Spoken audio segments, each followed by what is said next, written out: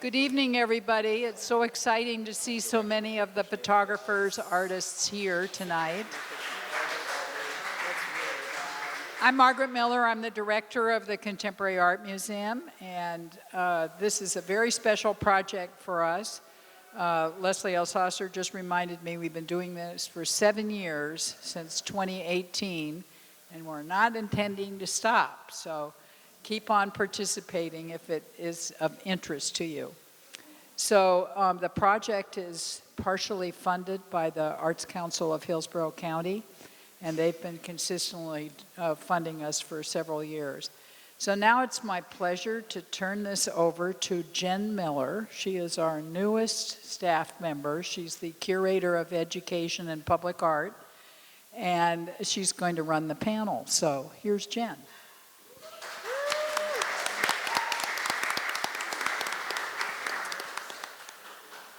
Good evening and welcome, everyone. Welcome to the USF Contemporary Art Museum for Breaking Barriers Beyond the Object exhibition and panel discussion. My name is Jennifer Miller, and I'm happy to be here as the new Curator of Education. I'm so honored to be working with the Breaking Barriers program in this incredible community of veterans and their families. This is a truly collaborative program, so we have quite a few people to thank.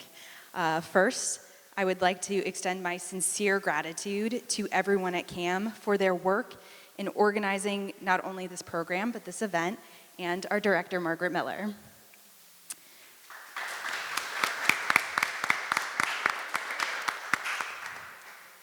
And of course, a very large thank you to the Breaking Barriers 2024 team, instructor Christian Cortez, assistant instructor Kristen Rolls, Program Director Leslie Elsasser, and Program Assistant Amy Allison, and a thank you to Noelle Smith for her continued contributions and support.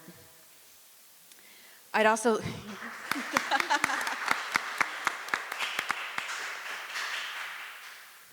like to thank our community and institutional partners, including the Jeff Hopkins and Marilee Yorn from the James A. Haley Veterans Hospital, Professor Stephen Wilson from the Department of Communication, the USF Office of Veteran Success, the Hillsborough Board of County Commissioners, the Hillsborough Arts Council, including Martine Collier and Kathy Collins, the Dr. Alan W. and Janet G. Root CAM Endowment, and the USFCAM ACE Fund. And most importantly, to the veterans and participants. Absolutely. It's well deserved. Thank you so much, not only for your service, but also for your courage in sharing your stories through this work. I really believe that it takes bravery to share these images with peers, loved ones, and especially the public. Congratulations to each of you on your contributions to this exhibition. We are grateful for the insight and humanity that you have brought to it.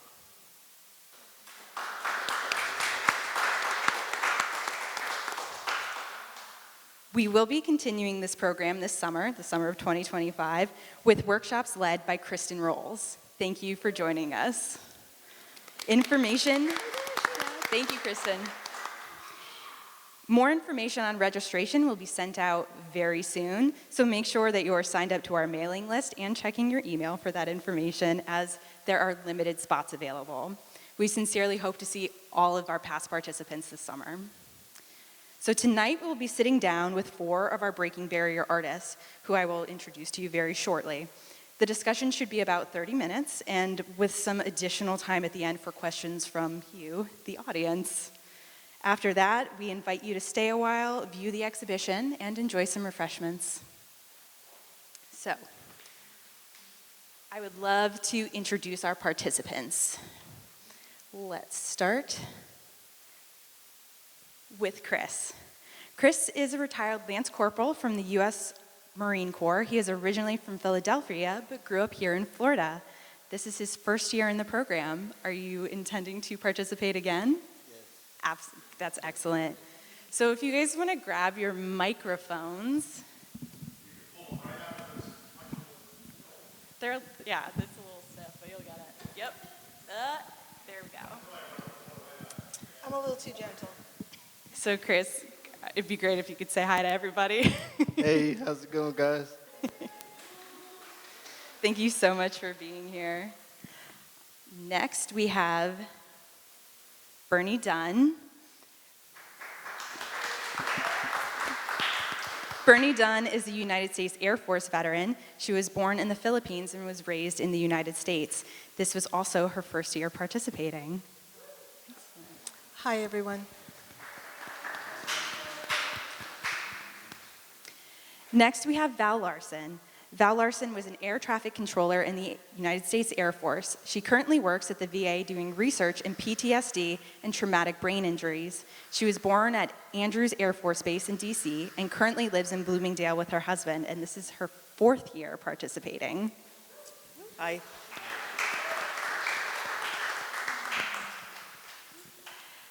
Next, we have Augie Collazo Jr., and Augie served in the Marine Corps for 6 years, and after 9/11, he returned to service in the U.S. Navy, where he retired after 22 years. He can't remember if it's his 3rd or 4th year. Sorry. Good evening. So as we move through your images and talk about your work, I'd love to put it up on the screen. We'll see how well that works. But the first question I have is for Chris and Bernie. Since this is your first year participating, what inspired you to participate, and did anything about the experience surprise you especially? What inspired me to participate was I was doing cognitive therapy and some other mental health therapy for quite a few years. And in that, I like to do art since I was little, but I never took no classes or nothing like that.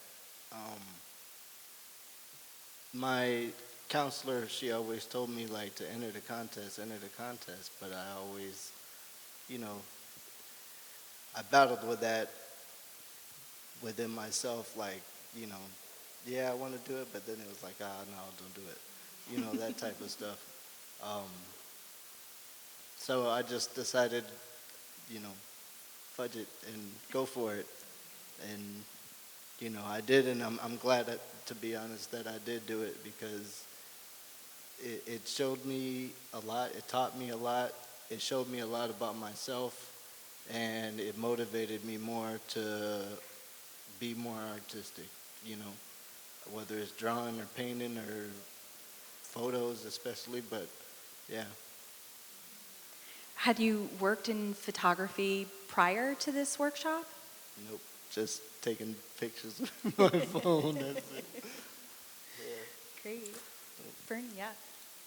This is my first year, but I learned about this program from my friend Dawn Foreman when she participated in 2019.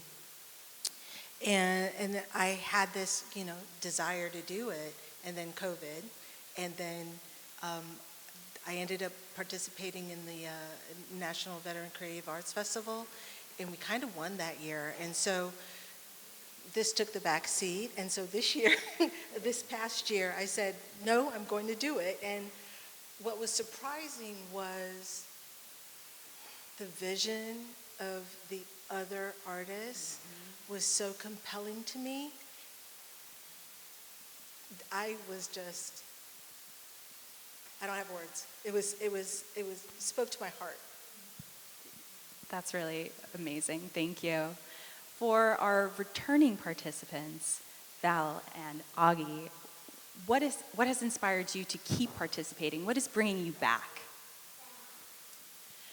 I work in a very scientific world. Everything's black and white.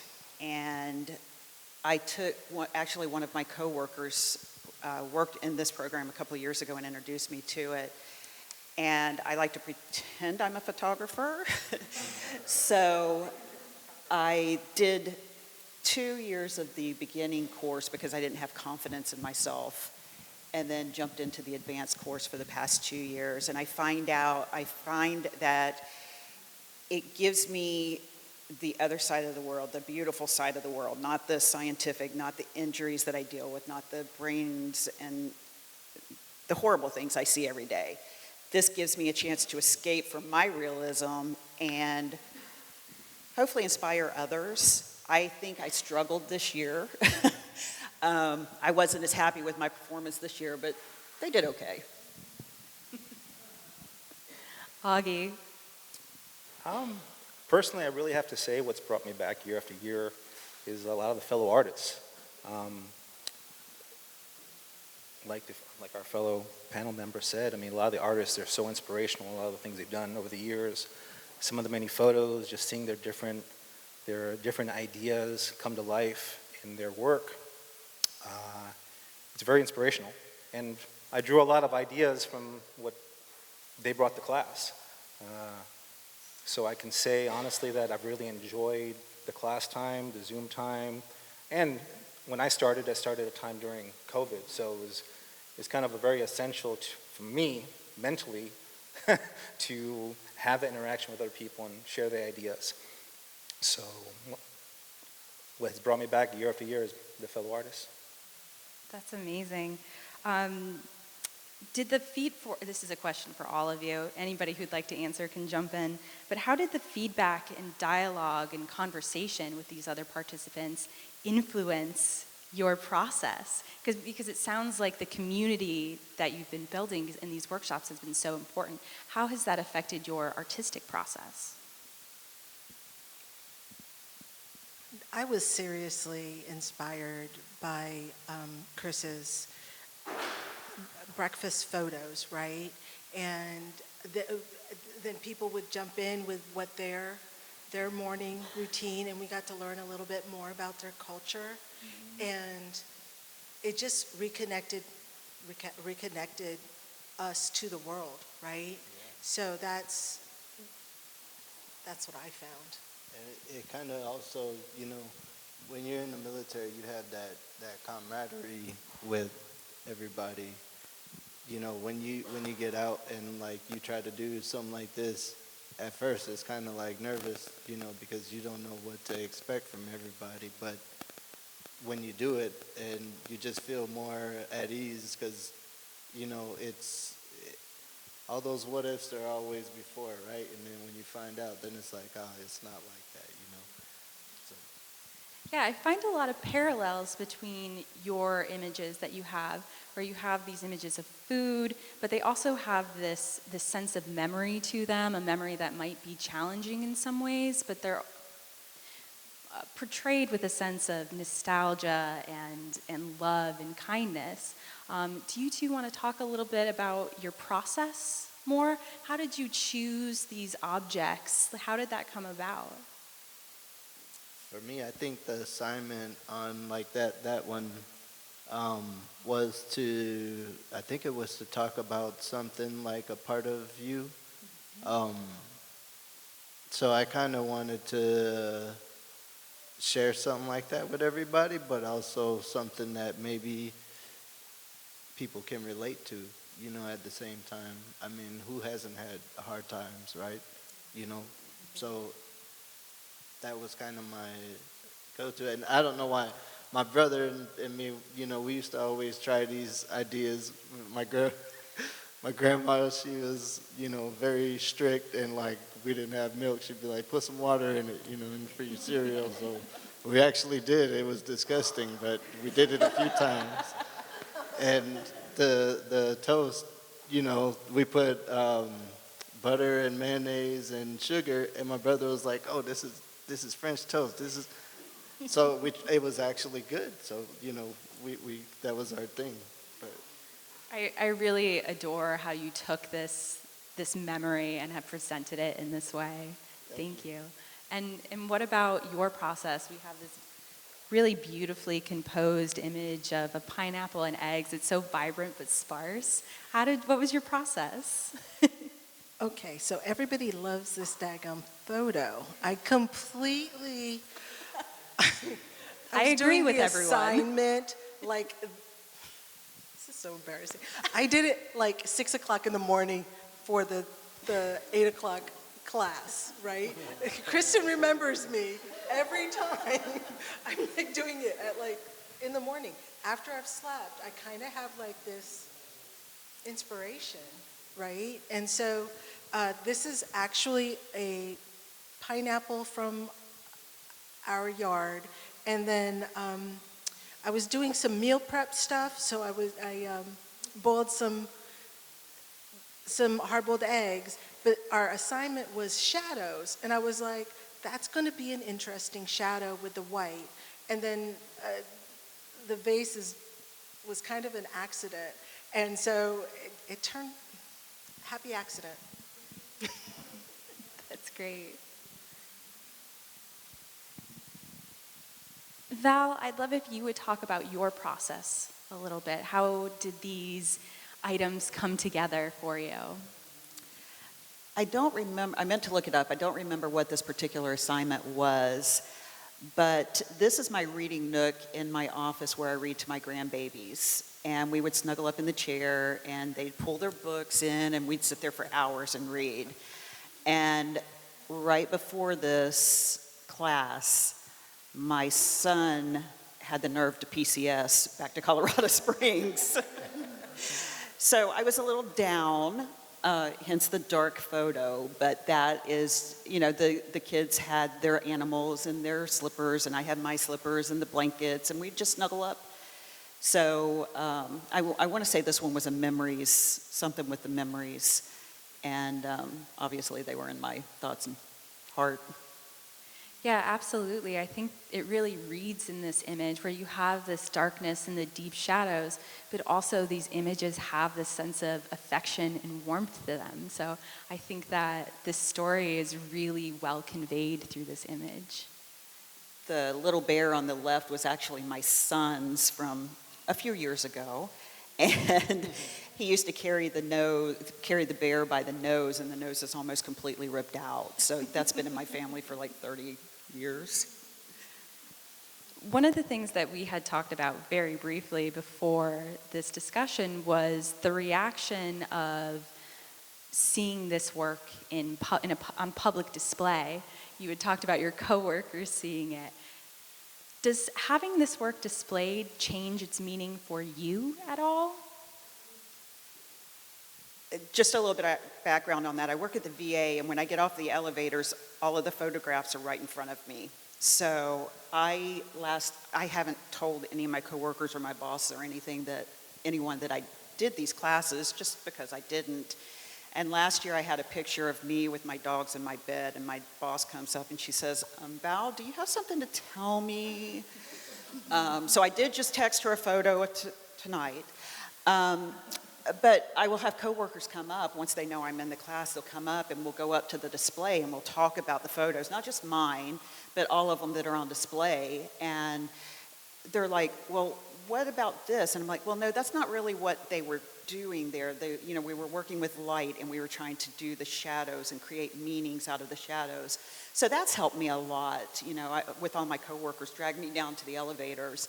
And then I get to look at everyone else's photos and really get to study them and say, oh, that's a really cool technique. Maybe I'll try something with that. So that's helped me a lot in my progress, too. Oh, that's great. Augie, I'd love for you to walk us through your process. Your photograph that you have on display here has such a strong sense of structure and formality to it. How do you go about making compositions like this? If I recall the assignment correctly, it was still life. We had to create some still life photography. And these two particular items personally have a lot of significance for me because that is the first camera I ever purchased back in a garage sale in the 1980s. And that is my photo of right after my oath of office before joining the Marine Corps, also in the 80s. So two big starting points. One, my military career, and two, I'll say my training photography, but it's one of those things where it was a starting point. This was taken with a phone. I know I've been asked if it was with a camera. This was taken with a phone. My process for photography is I do try to do a lot of things and get everything set up to a point where I don't do a lot of post-editing. So about 90% of the work is all done before going into Lightroom or any other program that's used. I also like shooting at night. I wait till it gets dark. It gives me a little bit more control of anything because you have little light coming from the windows and it can ruin photos, and I kind of maintain the integrity of the picture, and there's no stray lights throughout the photo. Yeah, so, and I just usually keep everything on a very low budget side of things. I mean, I have one little LED light that I use that's very controllable through percentages, just kind of giving a nice little directional light. But I think what helps provide some of my nice photos is the fact that I try to control my light as much as possible. And shooting at night does help that, because during the day I find it very difficult. I did have that question. I called Kristen, I asked her if you took this with a cell phone, specifically.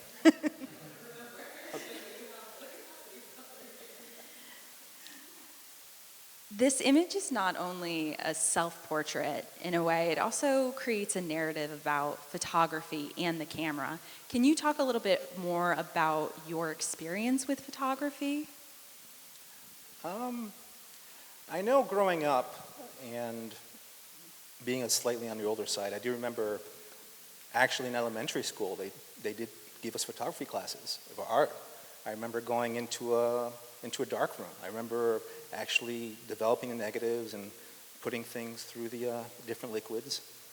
I can't say back then, being so young, that I fell in love with photography at that point, but I do remember those experiences. Obviously, this was a little much later point where that actual Polaroid was taken with that actual camera itself too, so I forgot to make that point. So that picture was also taken with that. But the experience over the years is just a cumulative. It's just a matter of, trial and error, experimentation. I think in a discussion we were talking about earlier, like any formal classwork or any formal photography instruction started here with Breaking Barriers. I never really took a class before that. I was very grateful for the instructors that were teaching composition and teaching a little bit more about, certain history about photography and art. So I'm very grateful to them because I've learned quite a bit over the past couple of years. Thank you. For all of the panelists, were there any artists in particular that were shown to you throughout the workshops that you felt particularly drawn to or drew inspiration from?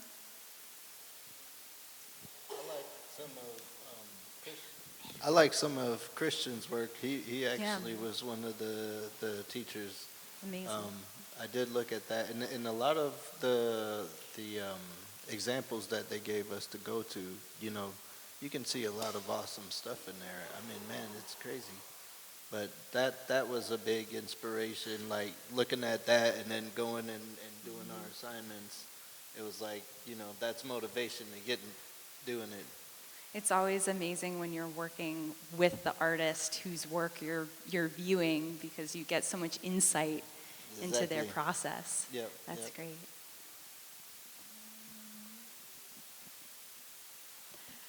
Bernie, you mentioned that the workshops helped you specifically build social connections. I was wondering if you would be able to share a little bit about that.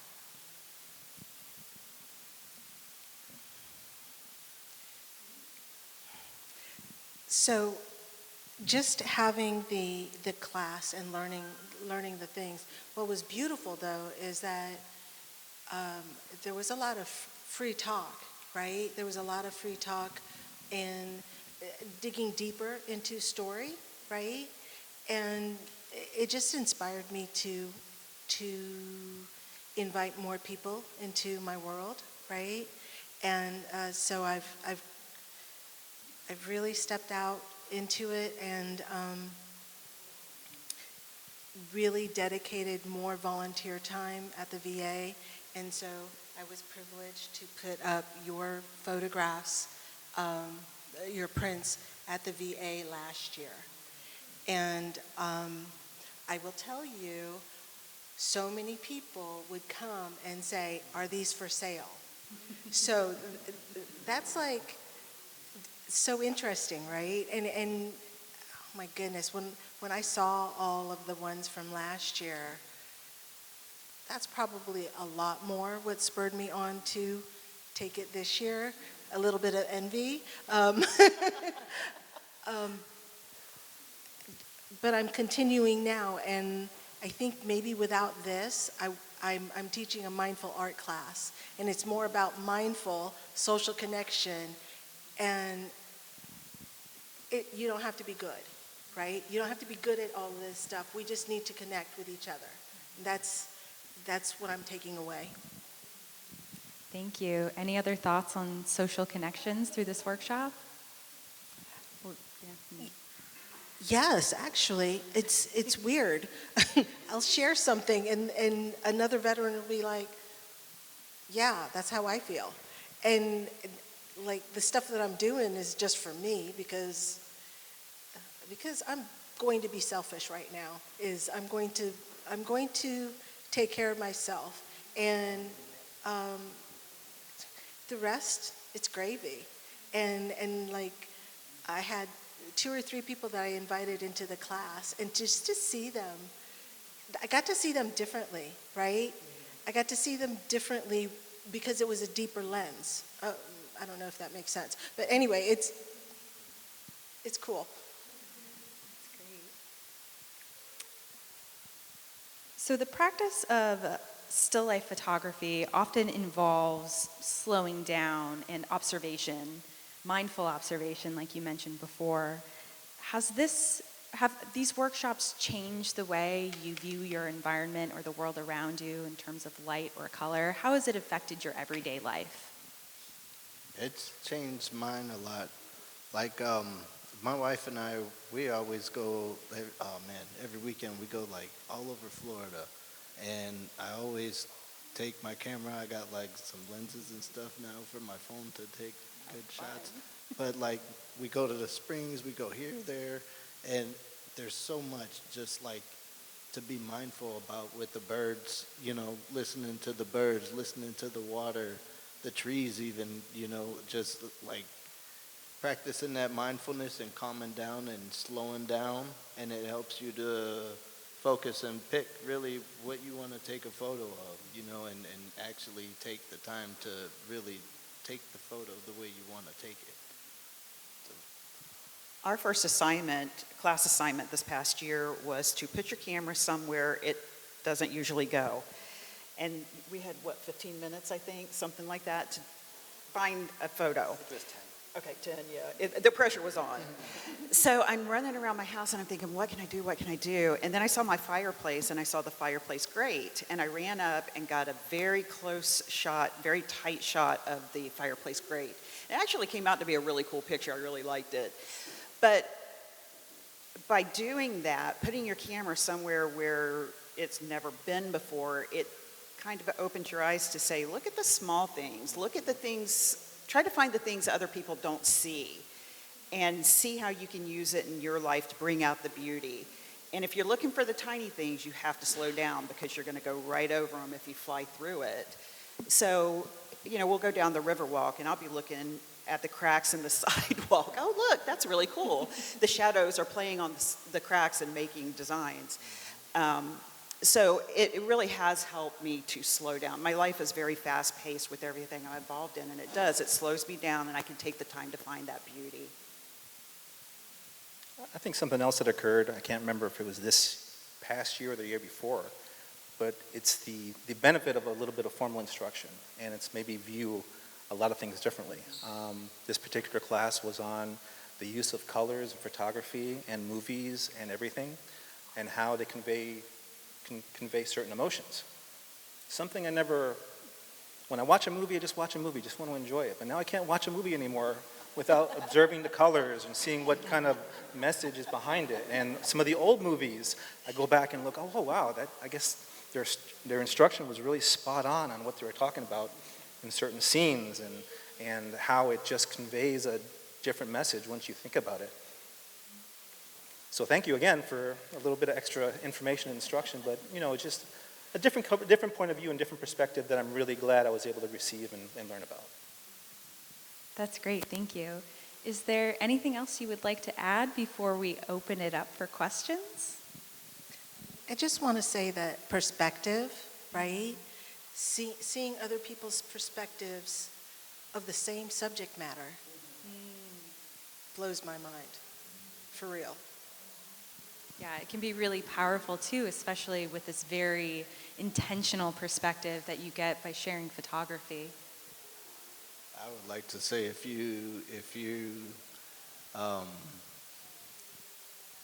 if you like photography, like this is a good class, especially if you're a veteran, like, and you're worried about feeling comfortable or whatever, it'll go away when you get in there. But then the ladies are awesome and Christian's awesome. Like, you guys really did a good job with that, and I appreciate it. Thank you. Do we have any questions?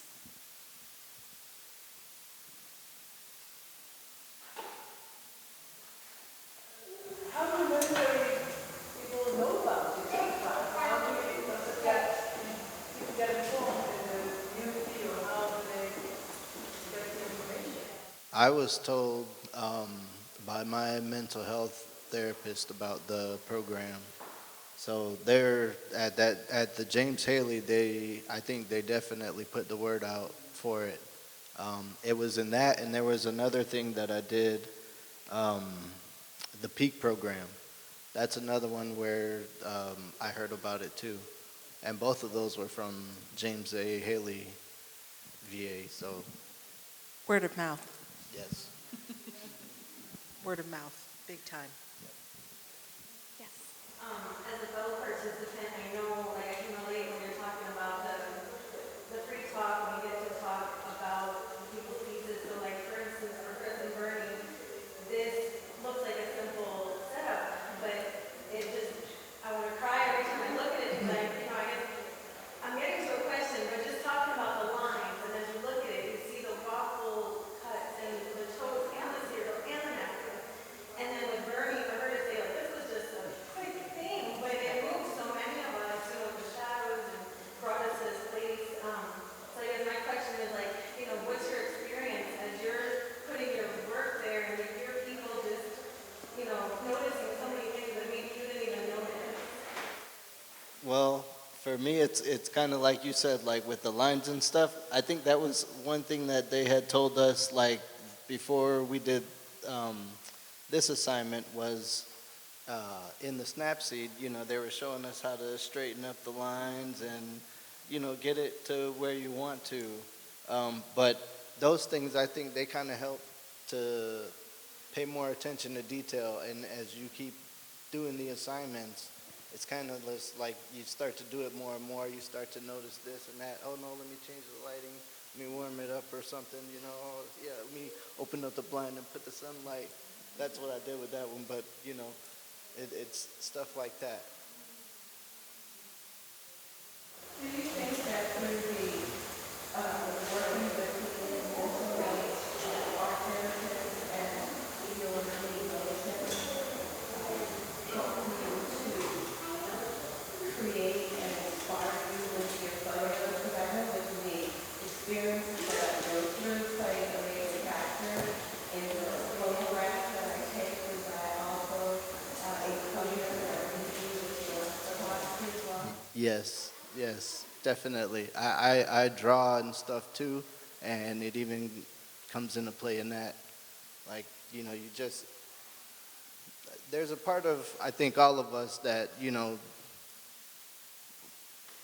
I believe in God. So, we're here to share our stories and our testimonies with each other, you know what I mean? And for me, I've never done anything like this before, like talking in front of people. This is my first time doing this, and I was nervous as heck, man. I don't know, it just, I feel like it just motivates you more, Because when I was looking at your photo, it really touched my heart because I started thinking about all the children in other world who don't have food, and just to see that picture, it just really touched my heart. Well, thank you, ma'am, I appreciate it. A question? Yes. First, you guys, congratulations. It is an amazing exhibition. I'm wondering, so we never ever talked about this, because it came later. How did you title it? She asked, how did they title their work? Mine was kind of, it was kind of easy because it's, my wife sometimes she calls me like a Sour Patch Kid or something, you know, we'll joke around. But it was kind of like the sour and the sweet, the yin and the yang, you know, and that's a big thing that I believe in life. You know, you always have your yin and you have your yangs in life. It's your, what do they call it, your long suffering, right? That's your negative part. But you have all this other stuff in life, your artistic side, your happiness, your kids, your wives, your husbands, whatever, you know what I mean? So it's that yin and the yang, you know? Yeah, absolutely. Any other titles that you'd like to discuss? I'll talk about mine if you Sure. want. So we started a food forest back in 2019, and then I had to talk my husband into it. He was like, I don't want to deal with all of this stuff. And truthfully, I was just interested to eat our own food, right? But something kept driving me to keep driving him. And it turned out that this food forest really helped him during the pandemic because he was an essential worker and he had to deal with people, their fear, his fear. Sorry, I outed you, honey. But being able to, and to this day, he goes out there and all of the stuff, I'm like, honey, are you going to come inside? It's time to come inside, honey. But he, for me, it's a thing for him. Does that make sense? Absolutely. And then growing your own food, it tastes different. If you've ever grown your own tomato, the sweetness of a pineapple that has been ripened, well, now you have to fight with the raccoons or whatever. But if you can win over that, it's one of the sweetest fruits that you can. It's just, it's so juicy. It's so delicious. But it connects me back to family and tradition and connection. You didn't bring any pineapple, did you? I'm sorry? Did you bring any pineapple? They're still small. We have a big mango right now, and we've been eating on these little plums and loquats and mulberries, and no, you all can't find out where I live. Just kidding. Sounds amazing. I'm always inviting people. Two or three have said yes, so. That's awesome. Val, how did you title your piece? I go for the obvious. I was really, they had PCS, my son got a hardship tour for my daughter-in-law's father, so they moved to Daytona Beach. So they were within a couple hours drive, and then they moved back to Colorado. And it's not as easy to get there. And I was just really at that point missing my babies, all of them, my son and daughter-in-law, but my 3 babies too. My youngest granddaughter was 5 months when they left. So I was really, really sad. I really missed my babies. I still miss my babies. Sometimes the best titles are to the point. And Augie, can you tell us about your title? Well, just going back, these were the first steps I took. I was a young man in my teens, first camera, first time going to be away from home. It was just starting points in life, and I didn't know where it was going to take me. Many years later, and after a career, and here I'm in a spot where I never thought I'd be talking about artwork or pictures in front of other people, but it's been amazing. It's a great journey. Thank you. Do we have any other questions? There's one in the back. Yes, hello, good evening. Do all of you take many pictures with your cell phones, and do you feel it helps or hurts your photography with the camera? I don't own a regular camera. I have my phone, and I load that thing up. we go to one place and I have like between probably 100 to 300 pictures because you see I don't know, beauty's in the eye of the beholder, but I behold a lot of beauty in the world, so I'm snapping away. I found, my husband bought me a DSLR a couple of years ago for Christmas, and I found that taking these courses, I'm able to translate that knowledge that I'm learning here over to that camera, and it has improved my photos quite a bit. The shadows, the colors, the playing objects off of each other, and the composition, and I'm able to do that. Like he said, I don't like doing post-production, so I try to do as much in the camera as I can. So I am more conscientious of how I'm composing my photos with both cameras. One more question, yes. As a fellow participant, I'm wondering if you also felt the same way, and this is also an acknowledgement to my fellow veterans, to the faculty and the staff. I found this, we're adults, we've seen how the world is. It's not very supportive in many ways.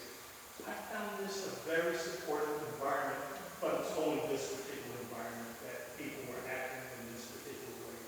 People, my fellow veterans, we had discussions and I felt very supportive. I'm similar to Val in that I had a 30-year career doing surgery as a certified OR nurse, and I'm a STEM kind of guy, and reaching out into this side of my being, of my artistic side, was really a stretch for me, and I felt very uncomfortable in so many ways.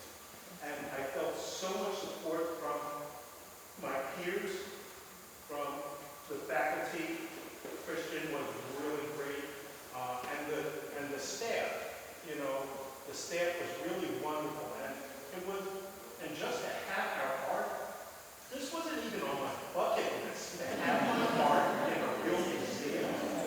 I had accomplishments, but this wasn't even one of the thoughts that I ever had that I would have this opportunity to participate in this. And it seems like even interacting with some people in different environments, they're different people in that other environment. They're one person here where they're very supportive, and those other environments don't support don't support you, don't try to help you as much as this. And I found that it really made a difference in this. I really grew in this, and it's still difficult to value my work, and that's one of the toughest things. Like, here I am, I've taken photography classes here at USF, and I'm like, I'm with real photography students. I'm just a poser here. But after a while I got, no, I'm not. My art is just as good, if not the same or different, doesn't matter. I'm just as valid an artist. And this is what was supported in this. And this helps in so many different ways, from your personal feelings and issues that you deal with to expressing yourself as an artist when it's outside of your normal 9 to 5 or what your life has been. You all feel the same way? 100%. You hit it right on the head, man.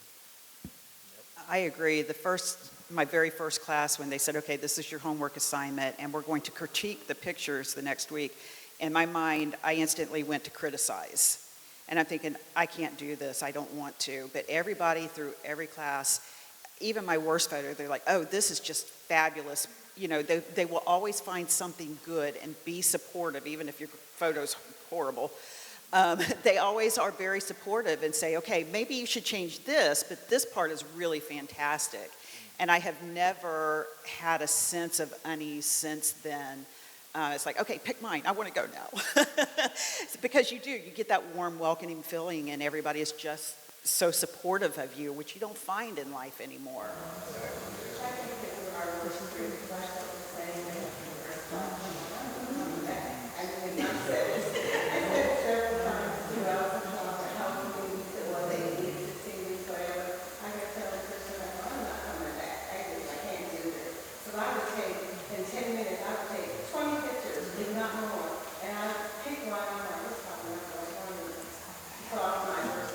But your photos are beautiful. They really, truly are.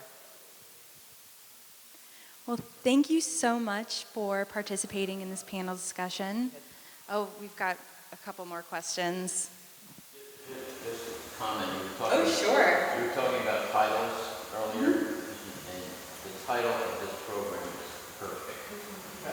Breaking barriers beyond the object, and we honor, appreciate, and respect you all very much, especially our son. Thank you.